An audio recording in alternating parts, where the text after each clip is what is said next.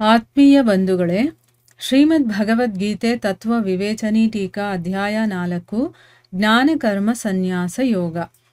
ಇದರಿಂದ ನಾವು 21ನೇ ಶ್ಲೋಕವನ್ನ ತಿಳ್ಕೊಳ್ತಾ ಇದ್ವಿ. ಅದರಲ್ಲಿ ಓದ ಭಾಗದಲ್ಲಿ ನಾವು ನಿರಾಶಿ ಯತಚಿತ್ತಾತ್ಮ ತ್ಯಕ್ತ ಸರ್ವ ಪರಿಗ್ರಹ ಅಂದ್ರೆ ಅರ್ಥ ಏನು, ಯಾರನ್ನ ಈ ರೀತಿ ಕರೀತಾರೆ ಅಂತ ತಿಳ್ಕೊಂಡ್ವಲ್ವಾ. ಒಂದು ಸರಿ ಅದನ್ನ ಮತ್ತೊಮ್ಮೆ ರಿವೈಸ್ ಮಾಡ್ಬಿಡೋಣ, ಯಾಕಂದ್ರೆ ಇನ್ನೂ ಸ್ವಲ್ಪ ಚೆನ್ನಾಗಿ ಅರ್ಥ ಆಗ್ಲಿ ಅಂತಂದ್ಬಿಟ್ಟು. ನಿರಾಶಿ ಅಂತ ಯಾರನ್ನ ಕರೀತಾರೆ ಅನ್ನೋದನ್ನ ತಿಳ್ಕೊಳ್ಳೋಣ. ಯಾವುದೇ ಸಂಸಾರದ ವಸ್ತುವಿನ ಅವಶ್ಯಕತೆ ಸ್ವಲ್ಪನೂ ಯಾರಿಗಿರೋದಿಲ್ವೋ, ಆಮೇಲೆ ಅವನಿಗೆ ಏನೇ ಕೆಲಸ ಮಾಡಲಿ ಅಥವಾ ಯಾವುದೇ ಮನುಷ್ಯನಿಂದ ಯಾವುದೇ ರೀತಿಯ ಭೋಗದ ಆಸೆಗಳು ಇರೋದಿಲ್ವೋ, ಸ್ವಲ್ಪನೂ ಇರಬಾರ್ದು. ಆಯ್ತಾ? ಇಚ್ಛೆ ಕಾಮನೆ ವಾಸನೆ ಕಂಪ್ಲೀಟಾಗಿ ಯಾರು ಬಿಟ್ಟಿರ್ತಾನೋ ಅವನನ್ನ ನಿರಾಶಿ ಅಂತ ಹೇಳ್ತಾರೆ. ಇನ್ನು ಯತಚಿತ್ತಾತ್ಮ ಅಂತಂದ್ರೆ ಯಾರ ಅಂತಃಕರಣ ಮತ್ತೆ ಇಂದ್ರಿಯಗಳು ಮತ್ತು ಅವನ ಶರೀರ ಎಲ್ಲವೂ ಕೂಡ ಅಂತಂದ್ರೆ ಮನಸ್ಸು ಮತ್ತೆ ಇಂದ್ರಿಯಗಳು ರಾಗದ್ವೇಷದಿಂದ ರಹಿತವಾಗಿರಬೇಕು. ಮತ್ತೆ ಶಬ್ದ, ವಾಸನೆ, ಸ್ಪರ್ಶ ಇಂಥ ವಿಷಯಗಳ ಸಂಘದ ಪ್ರಭಾವ ಕೂಡ ಅವನ ಮೇಲೆ ಏನೂ ಆಗೋದಿಲ್ಲ. ಮತ್ತೆ ಯಾರ ಶರೀರ ಅವನು ಹೇಗಿರಬೇಕು ಅಂತ ಇಷ್ಟಪಡ್ತಾನೋ ಆ ರೀತಿ ಇರುತ್ತೋ, ಅವನು ಗೃಹಸ್ಥನೇ ಆಗಿರಲಿ, ಅವನು ಸನ್ಯಾಸಿನೇ ಆಗಿರಲಿ, ಏನೇ ಆಗಿರಲಿ, ಅವನನ್ನು ಯತಚಿತ್ತಾತ್ಮ ಅಂತ ಕರೀತಾರೆ. ಇನ್ನು ಯಾವುದೇ ವಸ್ತು, ಎಷ್ಟು ಭೋಗ ಸಾಮಗ್ರಿಗಳಿದೆಯೋ ಅದ್ರ ಮೇಲೆ ಮಮತೆನೂ ಇರೋದಿಲ್ಲ. ಮತ್ತು ಹಾಗೆ ಅದನ್ನೆಲ್ಲನೂ ಅವನು ಬಿಟ್ಬಿಟ್ಟಿರ್ತಾನೆ, ತ್ಯಾಗ ಮಾಡಿಬಿಟ್ಟಿರ್ತಾನೋ ಅಂಥ ಸನ್ಯಾಸಿ ಅಥವಾ ಬೇರೆ ಆಶ್ರಮದವರು ಆಗಿರಬಹುದು. ಗೃಹಸ್ಥರು, ವಾನಪ್ರಸ್ಥರು, ಬ್ರಹ್ಮಚಾರಿಗಳು ಇದ್ದಾರಲ್ವಾ, ಬೇರೆ ಆಶ್ರಮದವರು, ಅವರೂ ಕೂಡ ಈ ರೀತಿ ಏನಾದರೂ ಈ ಥರ ವಿಷಯ ವಸ್ತುಗಳನ್ನು, ಭೋಗ ಸಾಮಗ್ರಿಗಳನ್ನು ಮಮತೆ ಇಲ್ಲದೆ ಎಲ್ಲವನ್ನ ತ್ಯಾಗ ಮಾಡಿರ್ತಾರೋ, ಇದೆಲ್ಲ ಎಲ್ಲಿಂದ ಆಗಬೇಕು? ಹೊರಗಡೆಯಿಂದ ಅಲ್ಲ, ಒಳಗಡೆಯಿಂದನೂ ಆಗಿರಬೇಕು. ಆಯಿತಾ? ಒಳಗಡೆಯಿಂದನೇ ಅವನಿಗೆ ಅದರಲ್ಲಿ ಆಸಕ್ತಿ ಇರಬಾರ್ದು, ಒಳಗಡೆಯಿಂದನೇ ಅವನಿಗೆ ಆ ಒಂದು ಅಟ್ಯಾಚ್ಮೆಂಟ್ ಇರಬಾರ್ದು ಆ ವಸ್ತುವಿನಲ್ಲಿ ಅಥವಾ ವ್ಯಕ್ತಿಯಲ್ಲಾಗಿರ್ಬೋದು. ಈ ರೀತಿ ಯಾರು ತ್ಯಾಗ ಮಾಡಿರ್ತಾನೋ ಅವನನ್ನು ತ್ಯಕ್ತ ಸರ್ವ ಪರಿಗ್ರಹ ಅಂತ ಹೇಳ್ತಾರೆ ಅನ್ನೋದನ್ನ ತಿಳ್ಕೊಂಡಿದ್ವಿ. ಈಗ ಮುಂದುವರೆದು ಹೇಳ್ತಾರೆ, ಈ 3 ವಿಶೇಷಣಗಳಿದೆಯಲ್ಲ, ಇದನ್ನ ಪ್ರಯೋಗ ಮಾಡಿ ಈ ಶ್ಲೋಕದಲ್ಲಿ ಯಾರು ಈ ರೀತಿ ಬಾಹ್ಯ ವಸ್ತುಗಳ ಜೊತೆ ಸಂಬಂಧವನ್ನ ಇಟ್ಕೊಳ್ಳದೆ, ಅಂದ್ರೆ ಈಗ ನಾವು ಭಕ್ತರು ಮತ್ತೆ ಗುರುಗಳು ಇಂಥವ್ರನ್ನ ನೋಡ್ತೀವಿ, ಸಾಧು ಸಂತರು, ಅವರಿಗೆ ಈ ಪ್ರಪಂಚದ ವಸ್ತುಗಳು ಯಾವುದ್ರಲ್ಲೂ ಅವರಿಗೆ ಆಸಕ್ತಿ ಇರೋದಿಲ್ಲ.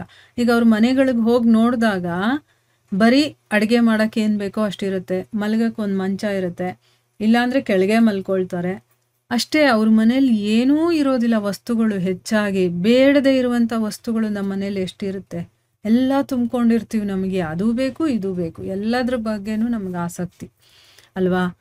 ಅವ್ರಿಗೇನು ಅಂತಂದರೆ ಬಾಹ್ಯ ವಸ್ತುಗಳ ಜೊತೆ ಅವರು ಸಂಬಂಧನೇ ಇಟ್ಕೊಳ್ಳೋದಿಲ್ಲ.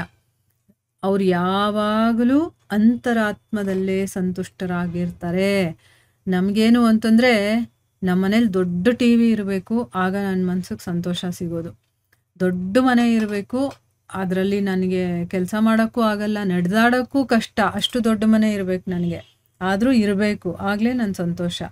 ಒಂದು ಕೆಳಗಡೆ ಮನೆ ಸಾಕಾಗಲ್ಲ, ಅದ್ರ ಮೇಲೆ ಇನ್ನೊಂದು ಮನೆ ಬೇಕು. ಅಂದರೆ ನಾನು ಅಲ್ಲಿರ್ತೀನೋ ಇಲ್ವೋ, ಒಟ್ಟಿನಲ್ಲಿ ನನಗೆ ಡುಪ್ಲೆಕ್ಸ್ ಮನೆ ಬೇಕು. ಅಂದರೆ ಏನು, ನಮಗೆ ಎಷ್ಟು ವಸ್ತುಗಳು ಇರಬೇಕು ಅಂತ ಅನಿಸುತ್ತೆ ಅಂದರೆ ಅದರಿಂದ ನಮಗೆ ಸಂತೋಷ ಅಂತ ನಾವು ಅಂದ್ಕೊಂಡಿದ್ದೀವಿ. ಆದರೆ ಅದರಿಂದ ನಮಗೆ ದುಃಖನೇ ಆಗೋದು. ಈಗ ಎಷ್ಟು ದೊಡ್ಡ ಮನೆ ಇರುತ್ತೋ ಅಷ್ಟು ದೊಡ್ಡ ಕೆಲಸ ಮಾಡಬೇಕಾಗುತ್ತೆ, ಅಷ್ಟು ಮೇಂಟೈನ್ ಮಾಡಬೇಕು. ನಮಗಾಗ್ಲಿಲ್ವಾ, ಅದಕ್ಕೊಂದು ಕೆಲಸದವಳನ್ನ ಇಟ್ಕೋಬೇಕು, ಅದಕ್ಕೊಂದು ದುಡಿಮೆ ಬೇಕು. ಈ ರೀತಿ ನಾವು ಒಂದನ್ನು ಹೆಚ್ಚು ಇಷ್ಟಪಡ್ತಾ ಹೋದಷ್ಟು ನಮಗೆ ಸಮಸ್ಯೆಗಳೇ ಜಾಸ್ತಿ ಹೊರತು, ಚಿಕ್ಕದಾಗಿಟ್ಕೊಂಡು ಎಷ್ಟಿದೆಯೋ ಅಷ್ಟರಲ್ಲಿ ಸಂತೋಷ ಪಡ್ಕೊಂಡು ಆದಷ್ಟು ಕಡಿಮೆ ವಸ್ತುಗಳನ್ನು ಇಟ್ಕೊಂಡಿರೋದಿದೆಯಲ್ಲ, ಅದು ನಾವು ಕಲಿಬೇಕು. ಆಗ ನಮಗೆ ಕೆಲಸನೂ ಕಡಿಮೆ ಆಗುತ್ತೆ, ಮತ್ತು ಭಗವಂತನ ವಿಚಾರದಲ್ಲಿ ನಾವು ಆಸಕ್ತಿಯನ್ನು ಜಾಸ್ತಿ ಮಾಡ್ಕೊಳ್ಳೋದಕ್ಕೂ ಆಗುತ್ತೆ. ಈಗ ನನಗೆ ಕೆಲಸ ಕಡಿಮೆ ಮಾಡಿಕೊಂಡು ಆ ಸಮಯದಲ್ಲಿ ಭಗವಂತನ ಧ್ಯಾನ, ಭಗವಂತನ ವಿಷಯಗಳನ್ನು ಕೇಳೋದು, ಅದಕ್ಕೆ ನಾವು ಹೆಚ್ಚು ಸಮಯ ಕೊಡಬೇಕು. ಅಂದರೆ ಆದಷ್ಟು ಈ ಹೊರಗಡೆ ವಸ್ತುಗಳಿದೆಯಲ್ಲ, ಬಾಹ್ಯ ವಸ್ತುಗಳು, ಅದರ ಒಂದು ಕನೆಕ್ಟಿವಿಟಿನ ಕಡಿಮೆ ಮಾಡ್ಕೊಳ್ತಾ ಹೋಗ್ಬೇಕು ನಾವು, ಆಯಿತಾ. ಇಲ್ಲಿ ನೋಡಿ, ಈ ರೀತಿಯ ಮನುಷ್ಯರು ಇರ್ತಾರಲ್ಲ, ಅಂದರೆ ಯಾರು ಇದನ್ನೆಲ್ಲ ಬಿಟ್ಟಿರ್ತಾರೋ, ಈ ಯಥಚಿತ್ತಾತ್ಮರು, ನಿರಾಶಿ, ತ್ಯಕ್ತ ಸರ್ವ ಪರಿಗ್ರಹ ಅಂತೆಲ್ಲ ಹೇಳಿದೀವಲ್ವ, ಅಂಥ ಮನುಷ್ಯರು ಬಾಹ್ಯ ವಸ್ತುಗಳ ಜೊತೆ ಸಂಬಂಧ ಇಟ್ಕೊಳ್ಳಲ್ಲ. ಅವರು ಜಾಸ್ತಿ ಎಷ್ಟು ಬೇಕೋ ಈ ಶರೀರಕ್ಕೆ ಎಷ್ಟು ಬೇಕೋ ಅಷ್ಟಕ್ಕೆ ಏನು ಬೇಕೋ ಅಷ್ಟು ಇಟ್ಕೊಳ್ತಾರೆ. ತಮ್ಮ ಜೀವನ ನಿರ್ವಹಣೆ ಮಾಡ್ಕೊಳ್ಳೋದಕ್ಕೆ ಎಷ್ಟು ಬೇಕೋ ಅಷ್ಟು ಇಟ್ಕೊಂಡು ಆ ಕೆಲಸವನ್ನು ಮಾಡಿ ಮುಗಿಸಿ ಬೇರೆ ಸಮಯ ಫುಲ್ಲು ಅವರು ಅಂತರಾತ್ಮನಲ್ಲೇ ಸಂತುಷ್ಟರಾಗಿರ್ತಾರೆ. ಒಳಗಡೆ ಮಾಡುವಂಥ ಕೆಲಸ ಬೇಕಾದಷ್ಟಿರುತ್ತೆ. ನಾವು ಒಳಗಡೆ ಮಾಡೋದಕ್ಕೆ ಕೆಲಸ ಇದೆ ಅಂತಲೇ ನಮಗೆ ಗೊತ್ತಿಲ್ಲ ಅಲ್ವಾ. ಅದೆಲ್ಲ ಗೊತ್ತಾಗಲಿ ಅಂತಲೇ ಈ ಧರ್ಮ ಗ್ರಂಥಗಳನ್ನು ನಾವು ತಿಳ್ಕೊಳ್ತಾ ಇರೋದು. ಸೊ ಒಂದು ವೇಳೆ ಈ ರೀತಿಯ ಸಾಂಖ್ಯಯೋಗಿ ಯಜ್ಞ ದಾನ ಕರ್ಮಗಳು ಇದನ್ನೆಲ್ಲ ಮಾಡದೇ ಇದ್ರೂ ಕೂಡ ಬರೀ ಅವನು ಶರೀರ ಸಂಬಂಧಿ ಊಟ ತಿಂಡಿ ಇಂಥ ಕೆಲಸಗಳನ್ನು ಮಾಡಿದ್ರೂ ಕೂಡ ಅವನು ಪಾಪಕ್ಕೆ ಭಾಗಿಯಾಗೋದಿಲ್ಲ ಅನ್ನೋದನ್ನ ಹೇಳಿದ್ದಾರೆ. ಈಗ ಅವನ ಮನಸ್ಸಲ್ಲಿ ಯಾವುದೇ ಆಸೆಗಳಿಲ್ಲ, ಕಾಮನೆಗಳಿಲ್ಲ, ಅವನ ಮನಸ್ಸು ಇಂದ್ರಿಯಗಳು ಶರೀರ ಅವನು ಹೇಳ್ದಂಗೆ ಕೇಳುತ್ತೆ. ಅವನಿಗೆ ಯಾವುದೇ ಭೋಗ ಸಾಮಗ್ರಿಗಳ ಆಸಕ್ತಿ ಅದನ್ನೆಲ್ಲ ಇಟ್ಕೋಬೇಕು ಅನ್ನೋವಂಥ ಒಂದು ಆಸೆನೂ ಇರೋದಿಲ್ಲ. ಅಂದಮೇಲೆ ಅವನೇನು ಮಾಡ್ತಾನೆ, ಬರೀ ತನ್ನ ಶರೀರ ನಿರ್ವಹಣೆಗೆ ಏನು ಕೆಲಸ ಬೇಕೋ ಅಷ್ಟು ಮಾಡ್ಕೊಳ್ತಾನೆ. ಆದರೆ ಅವನು ಶಾಸ್ತ್ರಗಳಲ್ಲಿ ಹೇಳಿರುವಂತಹ ಯಜ್ಞ ದಾನಾದಿ ಕರ್ಮಗಳನ್ನು ಮಾಡೋದಿಲ್ಲ ಅಂತ ಇಟ್ಕೊಳ್ಳಿ. ಆದರೂ ಕೂಡ ಅವನು ಪಾಪಕ್ಕೆ ಭಾಗಿಯಾಗೋದಿಲ್ಲ ಅನ್ನೋದನ್ನ ಹೇಳಿದ್ದಾರೆ ಇಲ್ಲಿ. ಯಾಕೆ ಅಂತಂದರೆ ಅವನ ಆ ತ್ಯಾಗ ಅನ್ನೋದಿದೆಯಲ್ಲ, ಅದು ಆಸಕ್ತಿಯಿಂದ, ಫಲದ ಇಚ್ಛೆಯಿಂದ ಅಥವಾ ಅಹಂಕಾರದಿಂದ, ಮೋಹದಿಂದ ಯಾವುದರಿಂದನೂ ಮಾಡಿಲ್ಲ.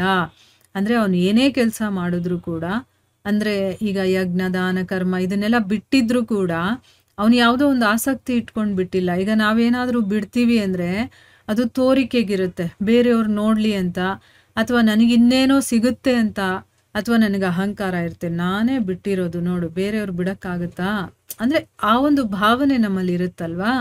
ಸೊ ಆ ರೀತಿ ಇಟ್ಕೊಂಡು ಅವನು ಬಿಟ್ಟಿರೋದಿಲ್ಲ. ಅವನು ಯಾವ ರೀತಿ ಬಿಟ್ಟಿರ್ತಾನೆ, ಆಸಕ್ತಿ, ಫಲದ ಇಚ್ಛೆ ಮತ್ತು ಅಹಂಕಾರ ಇಲ್ಲದೆ ಕಂಪ್ಲೀಟಾಗಿ ಅವನು ಶಾಸ್ತ್ರ ಸಮ್ಮತವಾಗಿ ಅವನು ಬಿಟ್ಟಿರ್ತಾನೆ. ಹೌದು, ನಾನು ಬಿಡಲೇಬೇಕು, ನನಗಿದೆಲ್ಲ ಬೇಕಾಗಿಲ್ಲ ಅನ್ನೋ ಒಂದು ಮನಸ್ಥಿತಿ ಇಟ್ಕೊಂಡು ಅವನು ಬಿಟ್ಟಿರ್ತಾನೆ. ಸೊ ಅದಕ್ಕೋಸ್ಕರನೇ ಅವನು ಈ ರೀತಿ ಜಗತ್ತಿನ ಹಿತವನ್ನು ಮಾಡುವಂಥವನು. ಅವನು ಏನೇ ಮಾಡ್ತಾ ಇದ್ರೂ ಕೂಡ ಲೋಕ ಸಂಗ್ರಹಕ್ಕೆ ಮಾಡ್ತಿರ್ತಾನೆ. ಅವನು ಯಾವುದನ್ನು ಕೂಡ ಮನಸ್ಸಿನಿಂದ ಆಸೆ ಇಟ್ಕೊಂಡು, ಫಲಾಪೇಕ್ಷೆ ಇಟ್ಕೊಂಡು, ಕಾಮನೆಗಳನ್ನು ಇಟ್ಕೊಂಡು, ಮಮತೆ ಇಟ್ಕೊಂಡು ಮಾಡೋದಿಲ್ಲ. ಅವನು ಇದನ್ನೆಲ್ಲ ಅವನು ಕಂಪ್ಲೀಟಾಗಿ ತ್ಯಾಗನೇ ಮಾಡಿಬಿಟ್ಟಿರ್ತಾನೆ. ಅದಕ್ಕೋಸ್ಕರ ಅವನಿಗೆ ಪಾಪಗಳು ಬರೋದಿಲ್ಲ ಅನ್ನೋದು ಇದರ ಅರ್ಥ.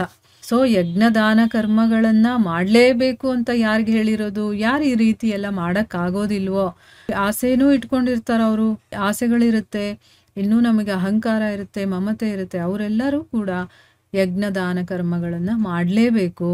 ಆದರೆ ಯಾರು ಆಸಕ್ತಿ ರಹಿತರಾಗಿ, ಫಲಗಳ ರಹಿತವಾಗಿ ಎಲ್ಲವನ್ನೂ ಬಿಟ್ಬಿಟ್ಟಿರ್ತಾರೆ ನೋಡಿ, ಅಂಥವರಿಗೆ ಬರೀ ಶರೀರ ನಿರ್ವಹಣೆಗೆ ಏನು ಬೇಕೋ ಅದು ಮಾಡ್ಕೊಂಡಿರ್ಬೋದು. ಈಗ ಜನರಲ್ ಆಗಿ ನೋಡಿದಾಗ ನಾವೆಲ್ಲ ಬರೀ ಶರೀರ ನಿರ್ವಹಣೆಗೆ ಏನು ಬೇಕೋ ಅಷ್ಟೇ ಮಾಡ್ಕೊಂಡಿರೋದು.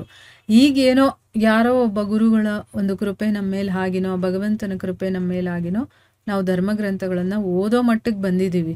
ಇದರಿಂದ ನಮಗೆ ಗೊತ್ತಾಗ್ತಾ ಇದೆ ಈಗ, ನಾನು ಬರೀ ನನ್ನ ಶರೀರಕ್ಕೆ ಏನು ಬೇಕೋ ಅದು ಮಾಡ್ತಾ ಇದ್ದೀನಿ, ನನ್ನ ಆತ್ಮಕ್ಕೆ ಏನು ಬೇಕೋ ಅದು ಮಾಡ್ತಾ ಇಲ್ವಲ್ಲ ಅಂತಂದ್ಬಿಟ್ಟು.